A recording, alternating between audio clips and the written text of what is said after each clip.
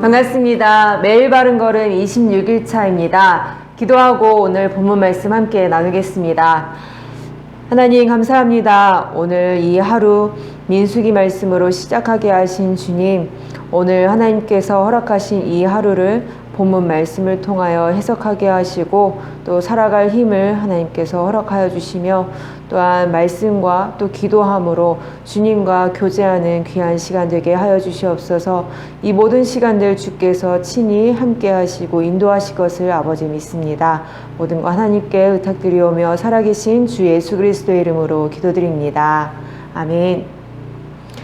네, 오늘의 본문 말씀 민수기 26장 1절에서 2절 그리고 63절에서 65절까지 함께 읽겠습니다. 연병 후에 여호와께서 모세와 제사장 아론의 아들 엘르아살에게 말씀하여 이르시되 이스라엘 자손의 온 회중의 총수를 그들의 조상의 가문을 따라 조사하되 이스라엘 중에 20세 이상으로 능히 전쟁에 나갈 만한 모든 자를 계수하라 하시니 이는 모세와 제사장 엘르아살이 계수한 자라. 그들이 여리고 맞은편 요단가 모압 평지에서 이스라엘 자손을 계수한 중에는 모세와 제사장 아론이 시내 광야에서 계수한 이스라엘 자손은 한 사람도 들지 못하였으니 이는 여호와께서 그들에게 대하여 말씀하시기를 그들이 반드시 광야에서 죽으리라 하셨음이라.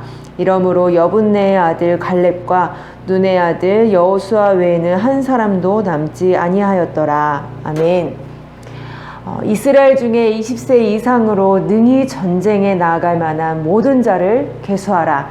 어딘가 익숙한 장면입니다. 민수기 1장 3절에서 한 차례 같은 일을 했었습니다. 하나님과 언약한 이스라엘 백성들, 시내산에서 출발하기 전 광야의 생활을 위해 준비한 과정과 같이 20세 이상의 장년들을 계수하고 있습니다. 이는 25장 연병으로 많은 인원이 죽은 후에 진행된 일입니다. 25장에서 모압 여인들과 음행하며 또 그들의 신들에게 제사하는 우상 숭배를 범하는 일들로 하나님께서 진노하셨습니다. 이 진노로 인하여서 25장 9절에 보니 죽은 자가 24,000명이나 된다고 합니다. 그리고 나서 오늘 26장 모든 인원을 계수하고 64절의 말로 본장을 마무리하고 있는데요. 64절 말씀 보겠습니다.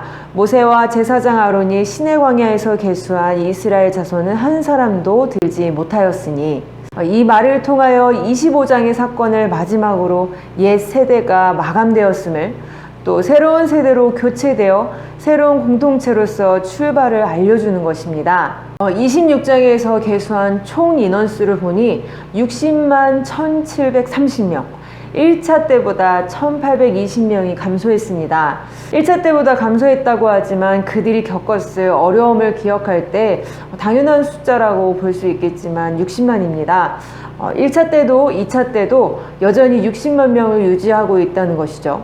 그동안 그들은 물이 없어서 또 먹을 것이 없어서 불평했었습니다. 먹을 것이 채워질만 하면 옆에서 계속 공격을 해왔죠. 이렇게 외적의 전쟁을 비롯하여 어려운 많은 환경들을 통하여 잠시도 안심할 수 없었던 열악한 환경이었습니다. 그 가운데 옛세대가 광야에 엎드려진 만큼 새로운 세대가 채워져서 1차 때와 거의 차이가 없는 60만을 유지하고 있다는 것은 사실 놀라운 일이라고 말할 수 있는 것이죠. 이는 여호와께서 말씀하신 그대로입니다. 정탐 후에 약속한 땅을 악평한 자들 그리고 이에 동조한 이들에게 하나님께서 하신 말씀입니다. 민수기 14장 30절에서 33절 말씀입니다. 여분네의 아들 갈렙과 눈의 아들 여호수아 외에는 내가 맹세하여 너희에게 살게 하리라 한 땅에 결단코 들어가지 못하리라. 너희가 사로잡히겠다고 말하던 너희의 유아들은 내가 인도하여 드리리니 그들은 너희가 싫어하던 땅을 보려니와 너희의 시체는 이 광야에 엎드려질 것이요 너희의 자녀들은 너희 반역한 죄를 지고 너희의 시체가 광야에서 소멸되기까지 40년을 광야에서 방황하는 자가 되리라. 이 하나님의 말씀처럼 가장 연약하여 금방 사로잡혀 죽임당할 것 같았던 이 아이들, 하나님께서 책임지시고 인도하셔서 이 자리에 있게 하신 것입니다. 이들은 하나님의 지도 아래 광야 훈련을 받으며 자라왔죠.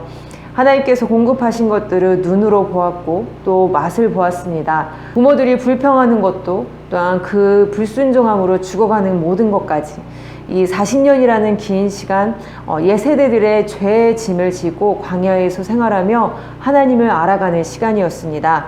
이 자리에 모인 이들 어느 누구도 자신의 힘으로 자기의 의지대로 이 자리에 서 있지 않았죠.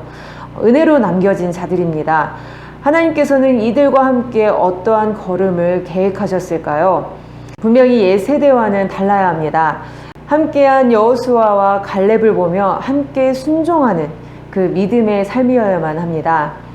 이 인구조사는 전쟁에 나갈 인원을 파악하는 이유도 있겠지만 1차와는 다르게 땅을 분배하기 위함이기도 합니다.